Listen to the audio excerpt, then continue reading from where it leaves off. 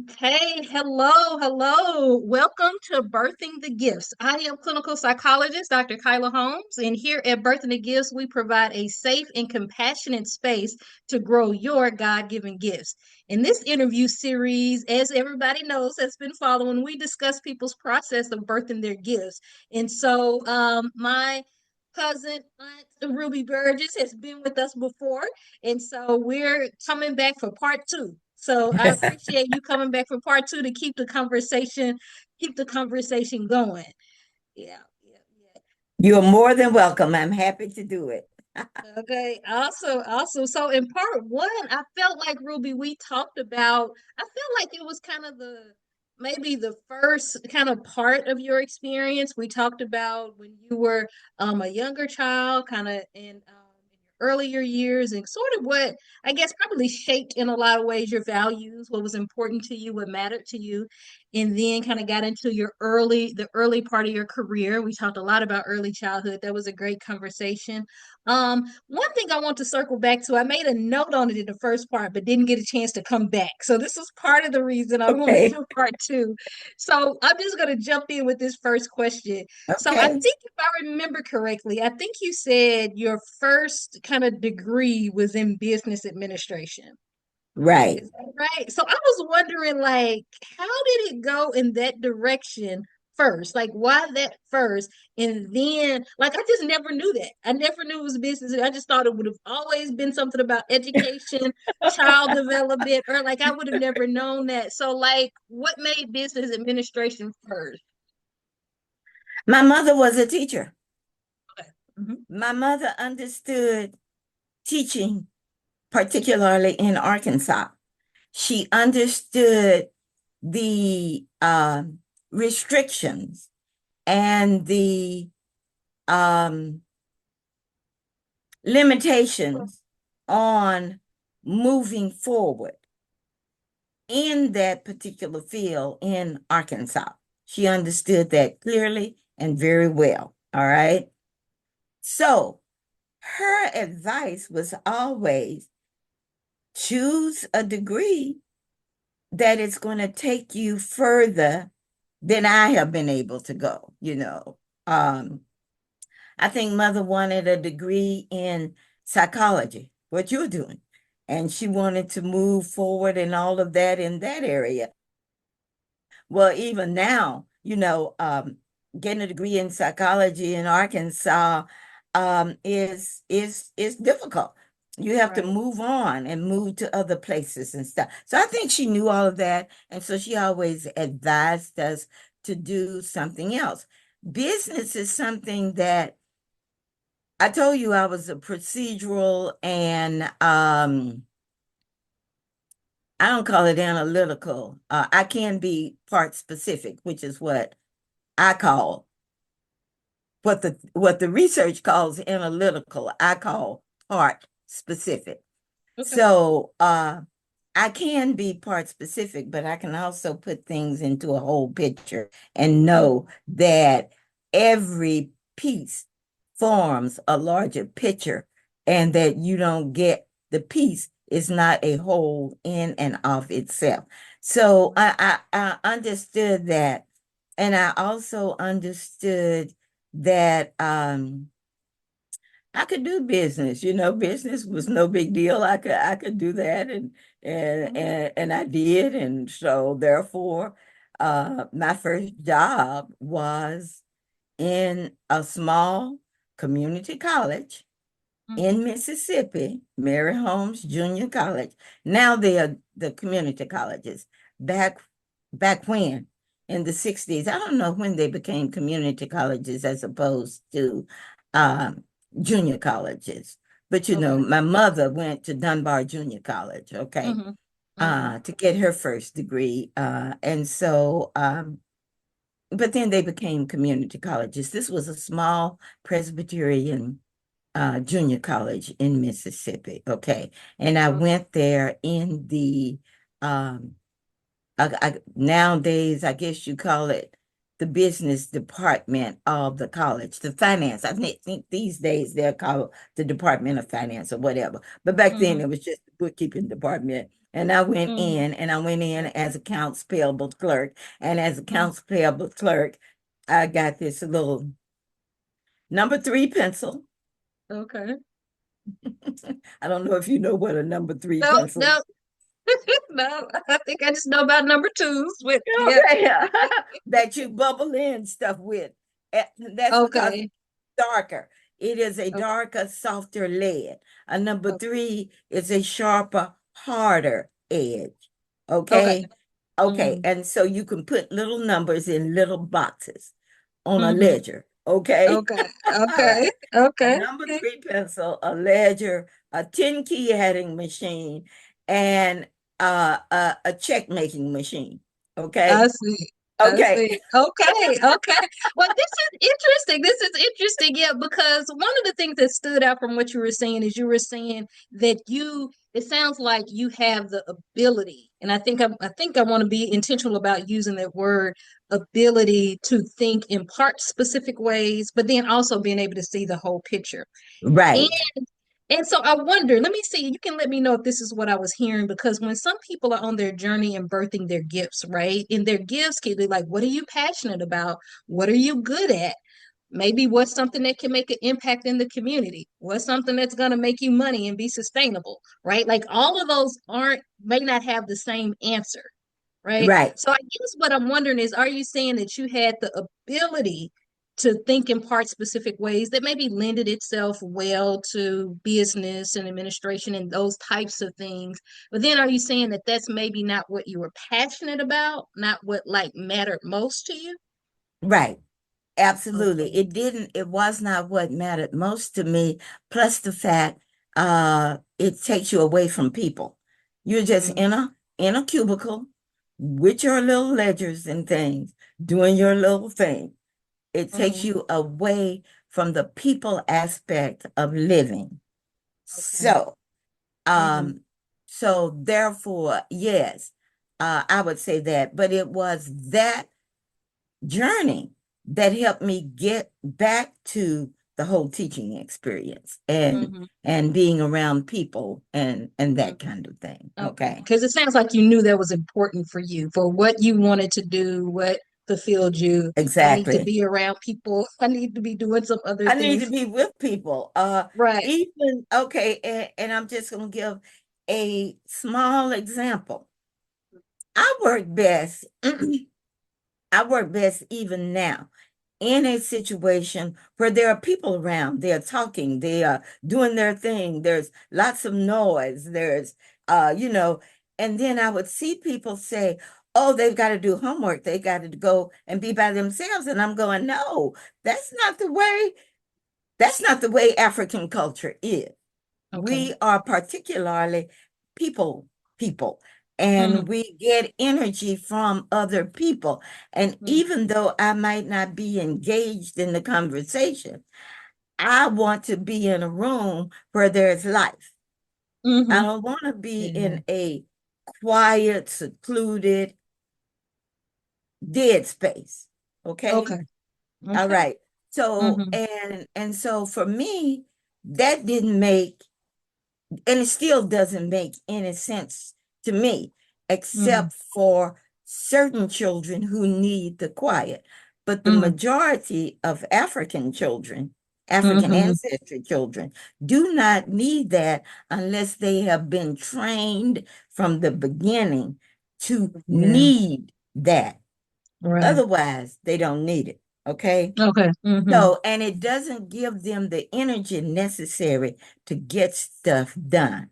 So when I Mm-hmm. was doing my doctorate and I lived with 2 other women and 2 teenage kids, I always took my work to the kitchen table Mm-hmm.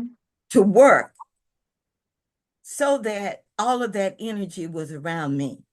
And Mm-hmm. also I could hear conversations. Now they couldn't Mm-hmm. talk to me, okay? Uh-huh. Right. But if I heard something, I would say, well, so and so, so and so, so and so, so and so, so and so, and I would keep Hmm. working. But Right. I would give them that little piece of information about their Hmm. conversation, because that's what we Okay. do as a people. We Okay. receive and use multiple stimuli all at one time. I see. I see. Okay. And it seems Okay. like that then led to for you to like optimal kind of learning and growing and evolving and being fulfilled. So and I appreciate you sharing it because that to me is a deeper way of understanding. I've been thinking about this recently. Like in order to really like birth our gifts and probably like be fulfilled and truly satisfied, like what you Right, just said right there, it's like we have to understand ourselves more deeply right, in the context of who we are, right. right? Who we are and where Absolutely. we come from, right? Right. All So right. yeah, Yeah. yeah, I love that. I love that. I do want to ask this because last time and even today, like you're talking about like different aspects of your journey, right? In different ways that you had to navigate through it. And Right. so as we know, and this is a part of this conversation, as we know, there's ups and downs and ebbs and flows. So I just Right. wanted to ask you in whatever part that you want to share, whatever you think of, like what do you feel like was some of the hardest parts kind of your journey in really getting to what brings you the most joy or what satisfies you the most, and then what kept you motivated to keep going even when it was challenging or difficult? I've always been fairly, I think, people will have to verify this, fairly Okay. easygoing. Okay. I'm also practical. Mm. Um, and I can look at something and say, okay, this is not working. What Mm-hmm. do I need to do to make it work for me? Rather than what do other people need to do to make it work for me? I Uh-huh. always ask myself, what do I need to do to make it work for you, for me? So therefore, um, early on, back at that junior college, I was able to say to myself, this is not going to work. This number three pencil, this ledger, and this cubicle for this not going to work for me. Okay. Mm-hmm. Mm-hmm. So I was able then to go to, because it was a very small college, I was able to go to my immediate supervisor, who was the business manager of the college, and to the president of the college and say, this is not working for me. I got to do something else. There Mm-hmm. has got, I have got to be able to do something else. I don't like being in a cubicle. I don't like da da da. I don't like Mm-hmm. the college at that point. I didn't know they were going to do this, but Mm-hmm. the college at that point was establishing what they call the Office of Extensions. Office of Extensions. Okay. And they were doing that because that little college served as the conduit for all anti-poverty money coming into the state of Mississippi. The Mm-hmm. governor, Ross Barnett, was like our current governor, that girl that sits over there in the Capitol, who refuses to take federal money when it comes with stipulations about inclusion, when it comes with stipulations about how you treat all people and all of that. They don't want the money. Ross Barnett didn't want the money. And the girl who sits in our Capitol today don't want the money because it has too many regulations about treating people right. Okay. So Mary Holmes College, which was Presbyterian, became the conduit. All of the federal money came through. Mm-hmm. And I knew that being in the business office at that time. However, I did not know they were thinking organizationally about how they should handle that. So they actually set up an office of extensions, hired a vice president for extensions, and made me its secretary. And we moved to Jackson, Mississippi, in Mhm. the capital of the state, so that we would have access to all of those groups that we were the conduit for the money. Mhm. Okay. And Mhm. that's what I moved to out of the cubicle. I moved Mhm. to the Wow. the fancy word was administrative assistant. The real Mhm. word is secretary. Okay. Okay. Okay. Wow. Would you say that with that move, did you find that like more satisfying and fulfilling, the work you started to do at that point? Sure about that because it still left you out of, although I was more engaged with people, it still Hmm. left me out of the loop of people. And that really wasn't important to me. Probably could have remained the secretary and been engaged the way I was engaged because I really Hmm. was Jim. His name was Jim, Jim's second person. And when he Hmm. was out traveling, I ran the office and all of the Hmm. groups that came in that we Hmm. served as the conduit for Mississippi Rural Legal Services, MACE, Mississippi Hmm. Action for Community Education, uh, Hmm. the Mississippi Clay County Community, which is where Mary Holmes was, Clay County Hmm. Community Development Corporation. We served as the conduit for all of those. So I had Wow. lots of people contact and all of Hmm. that. But also, it's early childhood programs, Head Hmm. Start, and all of that. So I had access to a lot of quote unquote research that had Hmm. been done Hmm. about um, us Hmm. as a people. And Hmm. I recognized it was false. Most of the research was Hmm. false Yeah. because Right. most of the research came from a deficit base. I found Hmm. out later when I was back in school in early childhood education that many of the people who did research didn't even do comparative studies. They only looked at African Americans because they considered them deficit models of Hmm. themselves.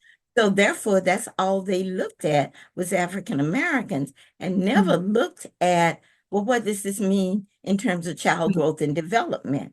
Right. Right. It's that these people are deficits, and let me show you Hmm. they are deficits, and that's what the research Hmm. was about. And Wow. I went, that's not, that's not, it's not Hmm. accurate. These aren't Right. accurate. These are lies. Hmm. Okay. And would you say it Or was at that uh-huh. point, I said, Mhm. this is ignorance. Okay. Ah, okay. Yeah, I'm glad you said that because you actually said what I was about to say. Because you say at that point.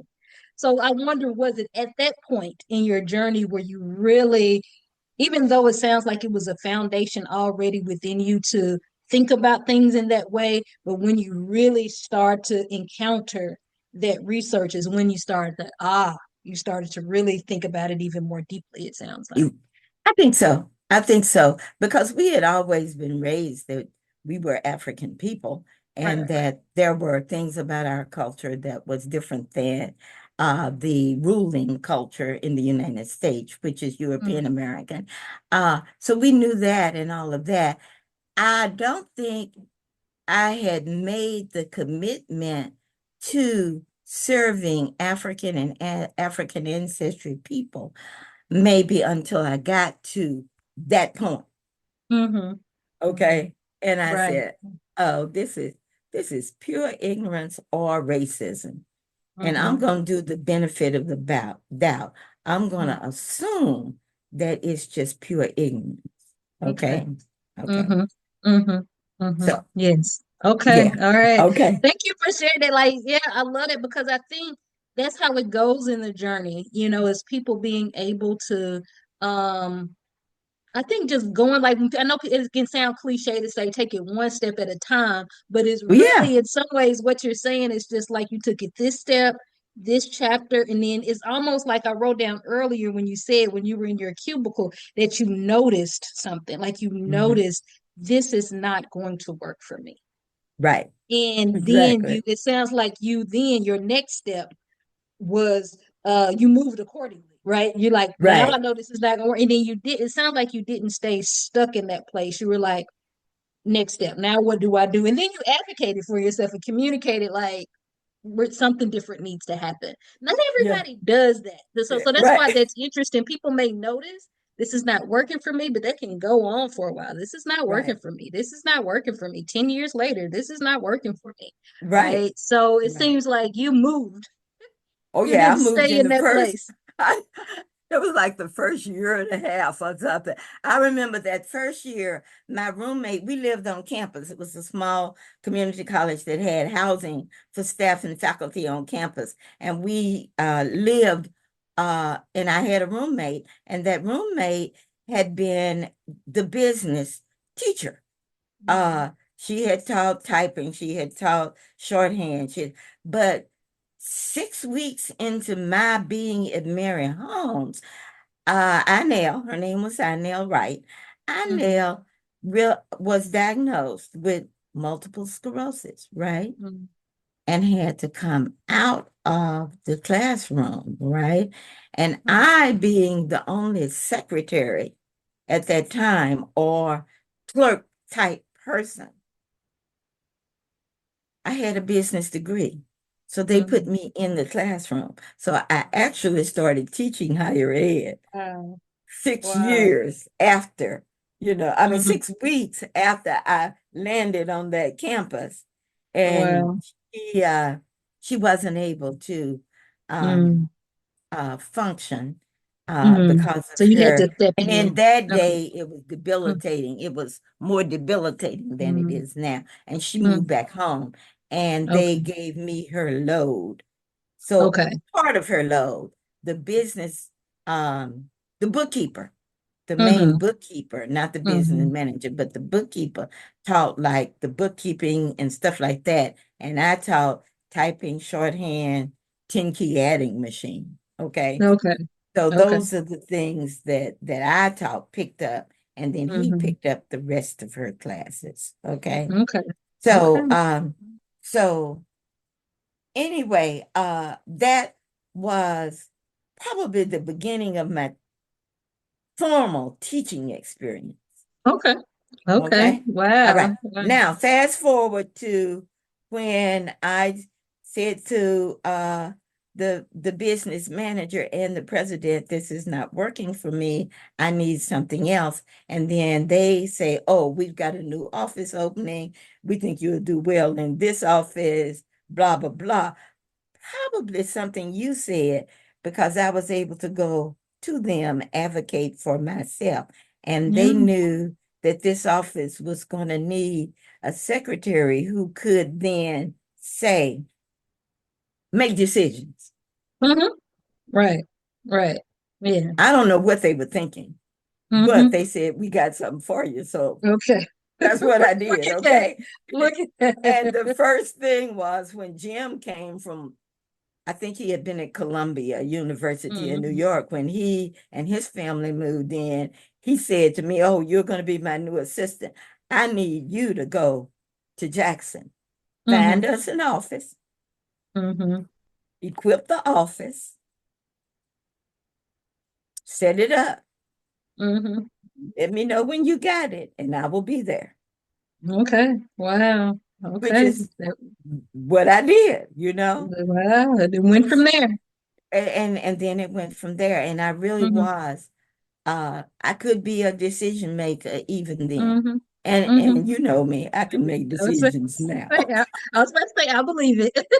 I believe it. I believe it. Yeah, yeah. It's always seems like they noticed that about you. Notice that aspect of your gift package, or maybe just kind of they needed it and they were like, let's go. Okay. Let's Okay. go. Awesome. Let's see what happens. Right. Right.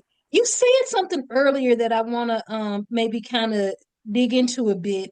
And you mentioned this in the first part. You talked about how you were raised, right? You were like Right. earlier the statement was we were raised to know that we were African people, the people of African descent and what that meant and all that kind wondered if we could go down that path a little bit, in Okay. terms of how maybe going into that, how people are raised. So the kind of the context is like, we're raised in such a way that can help us to set a foundation for going forward. Right. Um, So if you could talk some about that, other than I think even in part one, you may have mentioned some other people in your environment, in the community, in the educational setting, in school.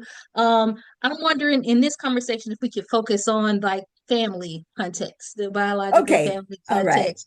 And you Okay. know, a little bit is just this is to better understand that, you know, of course folks know who are listening, we're family. So part of it is just kind of understanding family and how that impacted you, but also just understanding family more.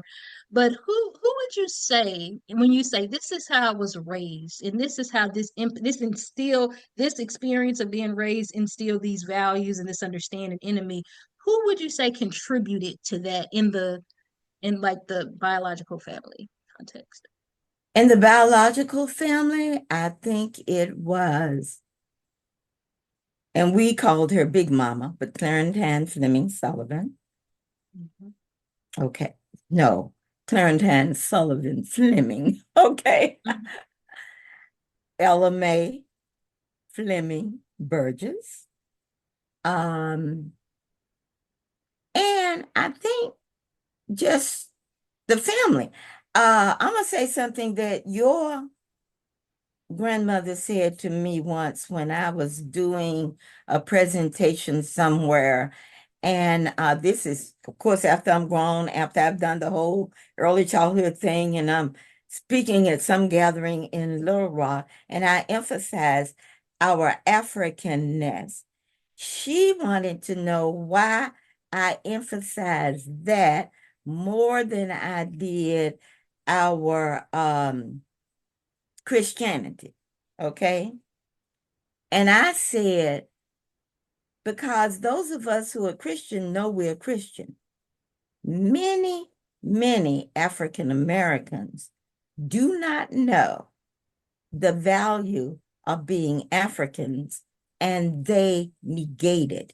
They marginalize it. They don't want to be associated with. So therefore, I try to emphasize the gifts that we had that came out of Africa, and we wouldn't be who we are if it were not for Africa. They know they are Christian and they belong to a church. They accepted Christ. They did blah, blah, blah, blah, blah. They know. They do not know about Africa. She disagreed with me. She said, we all know we African.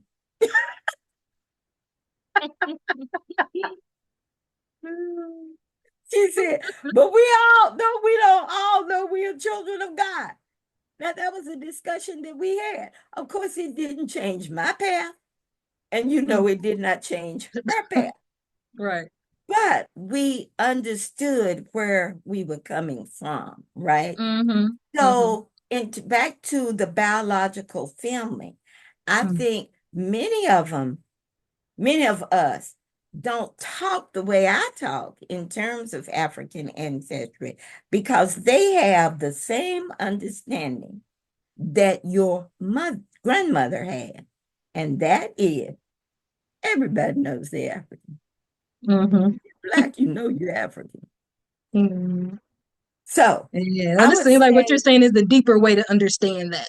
It's a deeper uh-huh, way to understand that. Yeah.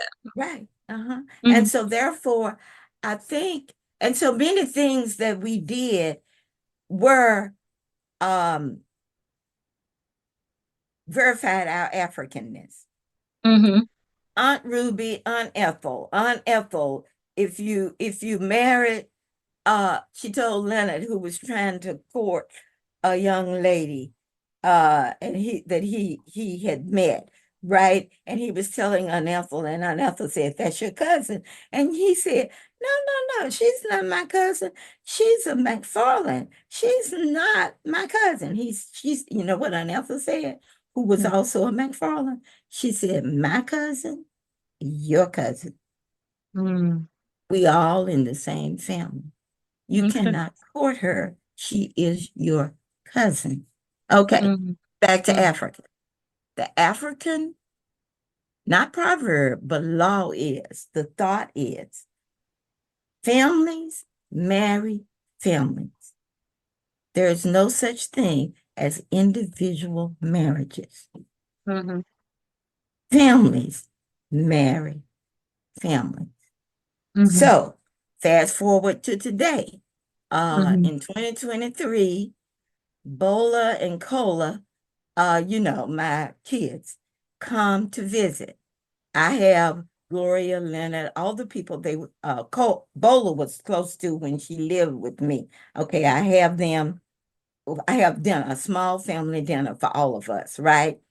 And Mm-hmm. and Bola and Cola are telling the story about Oladipo, their youngest son, and his kind of choosing a significant other. And they say, but of course, he can't make a decision until the families meet each other, the Mm-hmm. whole families. Now, Bola and Cola with Bola, have been able to amass a little bit of financial stability, not Mm-hmm. stability, wealth. Let me put it Mm-hmm. like that. Okay. So they are saying we're going to all meet in Mexico or somewhere so the families can get to know each other before they come out and say they are going to be engaged or whatever. My sister-in-law, Audrey, said, what for? And they Mm-hmm. said, because kids don't marry kids. The families marry each other. We have to know them, their values, their da da da da da da da. They Mm-hmm. can't just so it is a Mm-hmm. cultural piece that has lasted. Now, Aunt Ethel was a demonstration of that cultural piece. Without her, I'm sure she did not know that she Mm-hmm. was reiterating a cultural piece, right? Mm-hmm. When she said, my cousin, your cousin, it's all Mm-hmm. the same family. Right. So you saw those African traditions, whether people knowingly or unknowingly, it showed up. So you mentioned Aunt Ethel, you mentioned I'll call her Aunt Ella, and then you mentioned Big Mama. So if you could like maybe share, so now I'm kind of Well, booked. overall, okay, the fact that we call everybody, you call me aunt, although in the Mhm. European tradition, I am your cousin Right. and not even a close cousin in the European tradition, okay? Mm-hmm. But in our family, always a cousin was a cousin. Mm-hmm. Do you That's ever true. remember it being a cousin is a cousin? The older Mm-hmm. cousins are your aunts and uncles. Do you Correct. ever remember it not being that way? No, not at all. Like, yep, that's the way to, yep, absolutely. That's That's how an I remember African it and tradition. understand it. Yeah, Yeah. yeah. So Okay. there they go, showing up again. It shows up again. You have someone that is very, very, very close to your mom and your dad, and they aren't even cousin aunts and uncles. They are Mm-hmm. just your aunt and uncle. Mm-hmm. That Right. is an African tradition. Now, Mm-hmm. I'm just going to do the definition, an African definition of the family, okay? Okay. And then you will understand because you have grown up in this family how we Mm-hmm. demonstrate Africa all the time. Okay. Mm-hmm. So Mm-hmm. your family are those who came before you, those who are living, Mm-hmm. those yet to come. Now, we don't so much demonstrate the those yet to come piece as we do the those living and those that have gone before. A Right. demonstration of that is when Renee puts up a picture on Facebook of her mother and says, Happy birthday, mother. Mm-hmm. And everybody in the family goes, Happy birthday, Flit. We called her Flit, Fletcher, or Aunt Fletcher, or da da da. And there are a million whatever you call them. I don't get that, but I will do see it when it comes to my email. Mm-hmm. Everybody responds to that. I miss they may not say I miss Aunt Betty. Bobby, I know you're looking on us. Uncle Lord, I know you are, you are proud of da da da da da. We demonstrate that principle that your Mm-hmm. family are those who have gone, those to come, and those Mm-hmm. living. don't Right. demonstrate those to come until we know they're actually coming, right? Mm-hmm. Mm-hmm. But in the African Well, tradition, they yeah. were talking about those, and you can help me with that because I Mhm. saw you had a thought. Well, Yeah, yeah, I did. okay, Yeah, yeah, yeah. And I know I agree with that. And I just want to just reiterate that, I've definitely seen that quite a bit. And like you said, in cousins, all the cousins, regardless of how close in terms of the European sense, cousins who mhm. are, acknowledging people that have gone before, and be it their parents, be it their other cousins, their siblings. And so that's been And great to see. a piece I forgot, which includes the ones who are very close to you but not really blood related, is okay. So you have all those, and they say related to you by blood or in spirit. Mm-hmm. Those gone, those here, those yet to come, related Mm-hmm. to you in blood or in spirit. Mm-hmm. That's the technical definition, or the de the definition according to African principle. That's Mm-hmm. that's it. And you Yeah. see how we demonstrate that. Yeah, I have seen that, and I appreciate you connecting it um, to African ancestry. I think I've just seen it and just think like that's just how we do it, but really to connect it to African culture. But I think the reason why you saw me go, maybe is I don't know that I've seen this in the broader family or extended family Right. as much, or maybe I just don't know that it's happening. But I have seen people maybe like even like praying for their children and grandchildren. I actually interviewed she was my brother's wife, talking about how in their family, right? Families marrying families. So they definitely demonstrate that.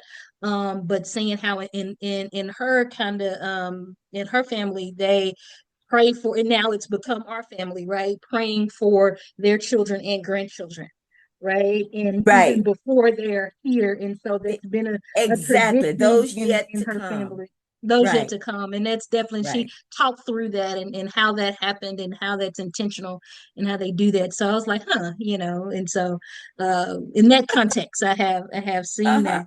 Uh-huh. Um, last time you mentioned Big Mama, today you did as well. I'm wondering, are there any like, I don't know, just any memories? We've talked a little bit about it last time. Anything that you remember, any that you feel comfortable kind of sharing, to kind of know who she was and how she operated, anything about her personality, interests? I told you she was an avid reader. Mm. She read lots about everything, right?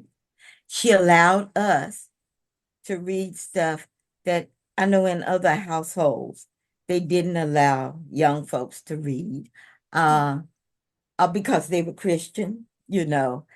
And my grandmother always said there's always something to learn from everything. Whatever you read, there is Mhm. something to learn, right? Mhm. So she was a reader. She wanted us to be readers.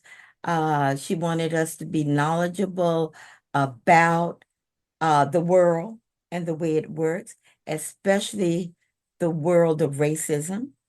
And I can remember a story she told when her sister, one of her sisters, Aunt Josie, passed away, and the kids were all in Chicago, Indiana, blah, blah, blah, different places. And and it was out to Spring Valley, and they were going to sell the property. And my grandmother and my mother, none of them wanted them to sell that property. They had acreage out there, and they wanted them to keep it because they said it is for the children, Mhm. and the children's children. And at some point, they may want to come back when they find out all the opportunity they thought there was in the city is not really there. Mhm. Okay. So my Mhm. grandmother understood that. Now, how did she get that understanding? Yeah. Being from Conway County, Arkansas. How did she get that That's where she understanding? was born, by the way. She was born in Conway County, Arkansas. Yes. Okay. I would Okay. have to know the Sullivan side of the family and Okay. their migration out of the low country of South Carolina. Yeah. Yeah. We know the Flemings and McDaniels came from up country in South Carolina, close to Mm-hmm. the well, in the up country. The Sullivans came from the low country, the Mm-hmm. Charleston area, the island area down in Okay. there. That's where Okay. they came from. And I would have to know when Pinckney Sullivan and Mary Mitchell, when they migrated. We know that Green Fleming and Lucinda McDaniel came with 6 of their children already born. Right. And my grandfather, your great grandfather, John, was the first person born in Conway County, Arkansas. Mm-hmm. Yeah. I don't know enough history about the Sullivans, although we know that Cherie put it together for us. Right. Right. Mm-hmm. And we can go back and look and we can see what children were born in South Carolina and which ones were born in Arkansas. Uh, Yeah, that would be I interesting. I Okay. just don't know, but they came to Cleveland, Arkansas. They Mm-hmm. didn't come to it's close to the area where we came. Otherwise, Big Mama and John Fleming would have Yeah. probably When never met. So right. it was fairly close. They're close together in area. Uh, but so I can't really say if she was born down in Charleston or if she was born in Cleveland. In Cleveland. Yeah. Okay. Okay. I appreciate you allowing us to kind of take that tangent. I was just wanting to know that bit of history. But I think I also was wondering, like when you said that she was an avid reader, she wanted you all to be knowledgeable about a range of things. I did kind of wonder what the motivation was. Like we talked about earlier, like what matters most. Like I wonder, and you I mean it may be hard to know, but I just wonder what made that matter to her. Because it mattered enough for her to either model it and talk about it enough for you to remember. So it Payne and Sullivan was a teacher, so that's her father. father. Okay. Um, Okay. So mhm. that could be now, now I'm truly speculating and I have no idea. I have no idea, but I do know he was a teacher. I Teacher. do know that all of his children went to school um, as far as they could go in that little community of Cleveland. I do know that they were not because probably, and like I said, all this is pure speculation, probably because of all of her reading, she knew about conditions that people were leaving Arkansas, the Mhm. countryside land where they could grow their own stuff, and going to a city where there was really nothing for them other Mhm. than hard labor for which they were being used primarily. And I don't know if she knew this, but just because I'm a history buff, I know that they were being recruited to break unions, to do all sorts of things so that corporate America Mhm. could continue to control its workers and its people. So Mhm. primarily that's why so many were recruited to those cities, Mhm. Philadelphia and Chicago and St. Louis and all of that. There was a Mhm. purpose on that end, and there was a purpose on this end. And on this end, it was to gain more opportunity for better Mhm. jobs, for better pay, for Right. better whatever. Mhm. On that end was we bring in people who are desperate for work. We can Mhm. use them to break unions. We can use them to break up what's going on in our factories because we want Mhm. to be able to pay minimal as low wage as possible, blah, Right. blah, blah. We know the story. So Right. I don't know. To answer your question, let's be real Okay. clear. I do not know. Okay.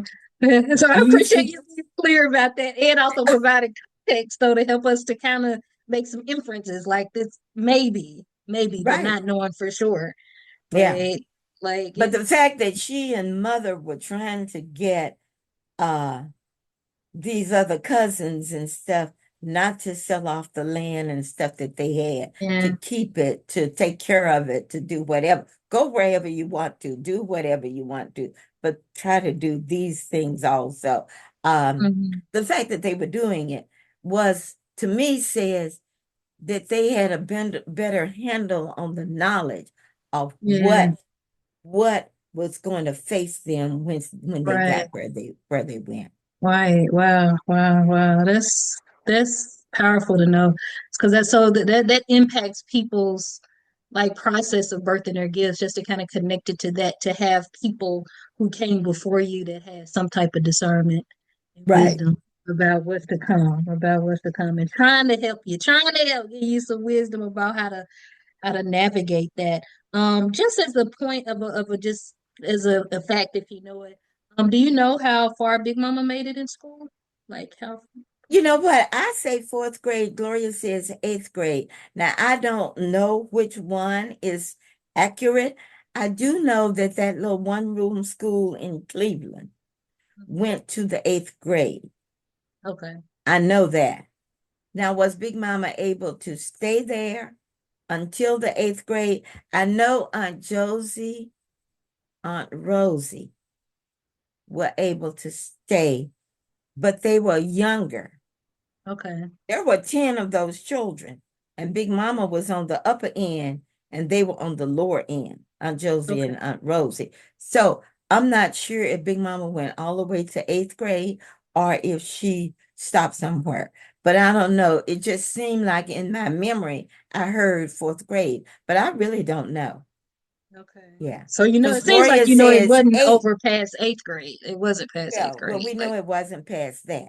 Yeah. because it wasn't a Available. opportunity to be past Right. eighth grade. Okay. Mhm. Okay. Interesting. Interesting. If I could, I know we're getting close to our time, but if I could just give an observation, Okay, what I you turned your head away from the mic and I oh, didn't hear. okay, Okay. I'm sorry. Yeah, I need to do that. I just want to like just communicate an observation and then see what you like how to understand it. So it's interesting that I feel like in my experience, I'm going to say my observation from where I am in the family, my generation, and my experience, right, is that I've heard about John Fleming in terms of understanding um Lineage. our lineage. There you go. But in when I hear about experiences and impact and more, I hear more about Big Mama, right? I hear more Hmm. about that. And so I guess I just want to state that observation. That's just an observation. And so that makes me want to maybe understand. I am curious, like why that is, but You then have to, also, mhm.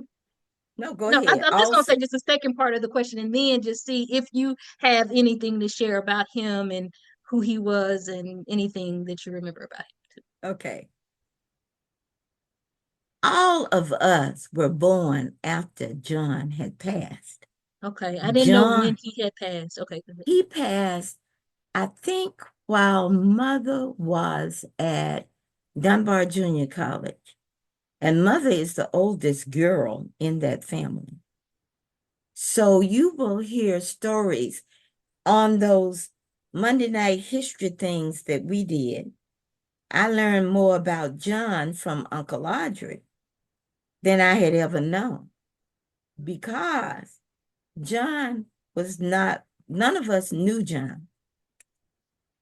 And we're the oldest of the grandchildren. Even Emily Jean, who is the very oldest, and she passed this past year. Mhm. Emily Jean, who was the oldest, did not know John. Okay. None of us, none of the posterity of uh, your mom and my mother and all of their siblings, none of our children met John ever. Wow. So you Wow. wouldn't So hear about John from us. And Mhm. the only now the history of John that is in the Pilgrim uh book, the Pilgrim Community book, that's out in Salgohatchee. John was a preacher at Salgohatchee for a while, and he is buried at Salgohatchee.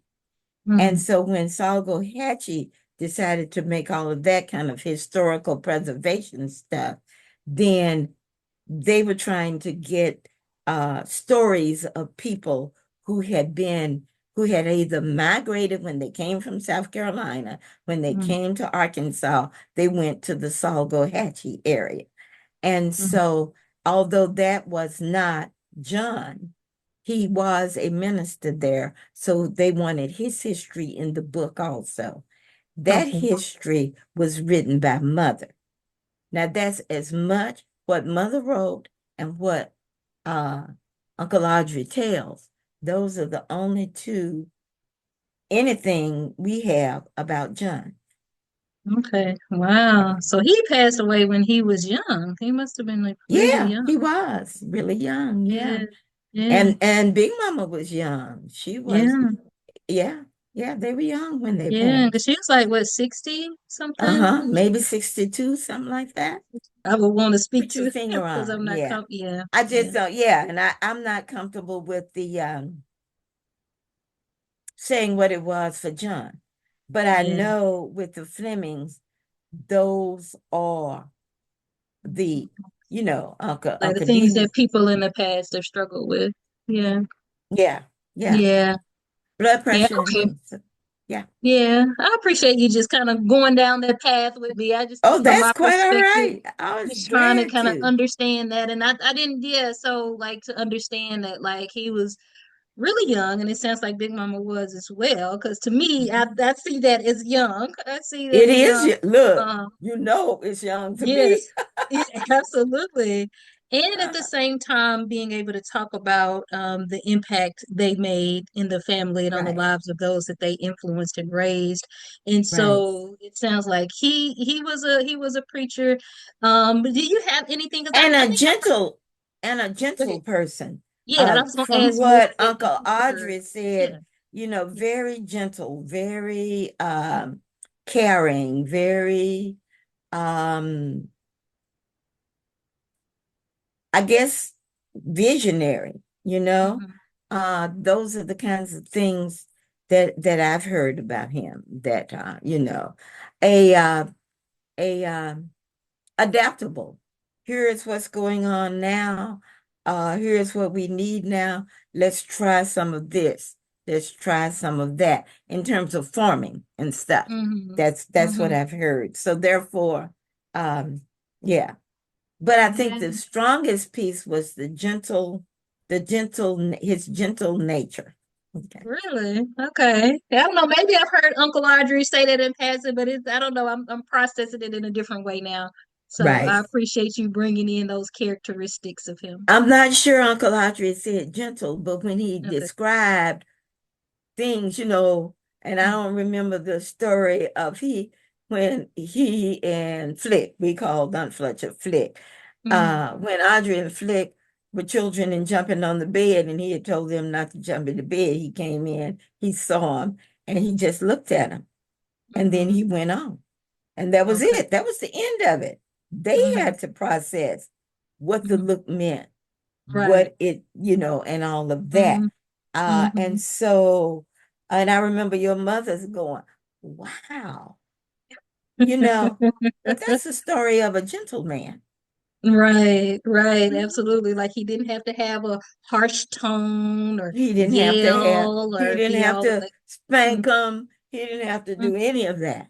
interesting. It was just Yeah. a look and Hmm. keep on trucking. Okay, that's a Right. gentle person. Mhm. Right, right. That's good. I appreciate you sharing that. So I think from here, you've given me some things, and hopefully people that are listening, especially within our family, just something to reflect on when we understand, because I think I'm just going to say this from a birth and a gift standpoint. This is a personal thought that, it may be things within our family lineage, be it physically, like even like you said, like high blood pressure or anything that we personally can, not to say anything about decisions that they made, but personally make different decisions that hopefully would decrease that different physical decisions, life decisions, spiritual decisions that would help us to be healthy and live longer.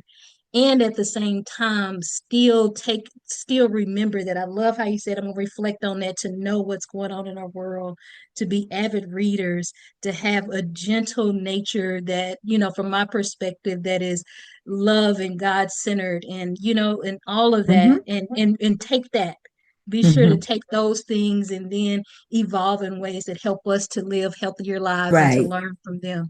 right. So I appreciate you sharing it. I think I've heard the most maybe today about John Fleming, or maybe I heard it before when I was younger, but processing it differently now as I'm Right, older right. and could do that. um now I'm gonna shift. What's next for you, Ruby, kind of in your life? What's next for you as you go along with your journey, in birthing your gifts? Because it's a continual process. I'm gonna back up to one thing that you said Please just do. now in your Mm-hmm. summary, and about me and who I am. Like I said, my commitment to Africa and its people, not the continent of Africa, but the African people on the continent and in the diaspora. We are that diasporan Africans. Okay. So that commitment. And I think my deep spirituality, I am not religious Okay. because I believe that religions allow their believers to put flags on the end of guns and kill people in the name of their religion. And they either kill them physically or mentally or emotionally. Mm-hmm. Okay. So religion allows people to do that with the thought that they are helping people be better people. Mm-hmm. So I'm not religious. Okay. Okay. I can see it. But I Yep. am spiritual. I believe that I am connected to all beings, people and creatures of the earth, because that's what God told us Mm-hmm. to believe we are. Therefore, we would be good stewards of those. So Mm-hmm. my journey takes me to wanting to continue that. So a continual prayer that I have for myself is that I never become bigoted, Mm-hmm. that I always see and work for those things that will better the conditions of African, continental, and diasporan Africans, and to work toward those things. Mm-hmm. So that's where and work toward those things until I die. Yeah. That's Me it. too. And so therefore, my current work centers around those things. I work a lot, just finished a big grant application for the Pivotal Ventures call for action for women. And we focused our work, the work of a head, for those who Mm-hmm. are looking Mm-hmm. and do not know about a head. It is Adventures in Health, Education, and Agricultural Development. We Mm-hmm. work in Tanzania, East Africa, and in Yes. the Gambia, West Africa. But Mm-hmm. our grant is focused on the Kagera region of the Bukuba Rural District of Tanzania in a tiny little ward that includes 3 villages, and Mm-hmm. that ward is called Maruku. So it's a health center that we Wow. bought from a one-room building, a one-room small building, probably 10 by 12 or 12 by 14 building, Mm-hmm. to a health center that Mm-hmm. has, um, we might have 7 or 8 buildings on the campus now. And we Wow. take it to state of the art. So the people in that rural area won't Mm, be like the people in the rural area I live in and not mm. have a hospital. We want Right. it to have a hospital. Malden Yes. does not have a hospital. It has a stopping place that you move on to a hospital from. Okay. Wow. Okay. So that's what we want to do. The other Mm, organization, that's what we wrote the grant for. The other mhm, organization that I work for is the National Black Child Development Institute, mhm. uh, that I sit on the Council of Elders. I'm an elder. I don't think of myself as an elder, but they do. Yep. On the Council of Elders for that. And I belong, they reorganized, and I belong, and we now, considering our African culture, Mhm, don't call ourselves affiliates, or we call ourselves, there are still affiliates and there are still groups, but the main group now, the groups are villages. So mhm. I belong to the BCDI, our village, Okay. which is headed by Anita Fleming Wright, one of our cousins, Mm-hmm. your cousin aunt, Yes. Yes. my cousin sister.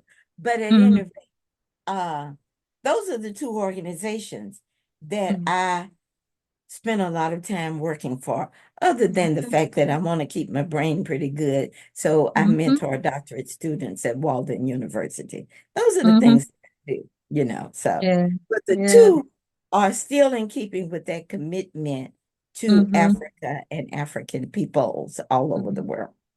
Right. I love it. I love it. Ruby, you filled me up today. I'm Okay, filled. all Yeah. right, My soul is full. I'm full. And all that's a righty. good thing. That's a good Good. thing. I appreciate you sharing your journey and sharing how you're still on your journey. And it's like you're still committed to the things that not only bring you joy but make an impact, and the things that it sounds like that you feel you were put in this earth to do. And you're doing it Right. and you stay committed to it and continuing Thank that. you. So Thank you. that's awesome. That's awesome. Thank you so much for sharing all of that with us, your wisdom, your experience. Yeah, yeah. All right. So it's been another edition of Birthing the Gifts. It's a process conversation series. Right. Thank you, Thank thank you. you, thank you. Thank you for having me. Thank you for making me a part of this great series. Absolutely, All right. absolutely.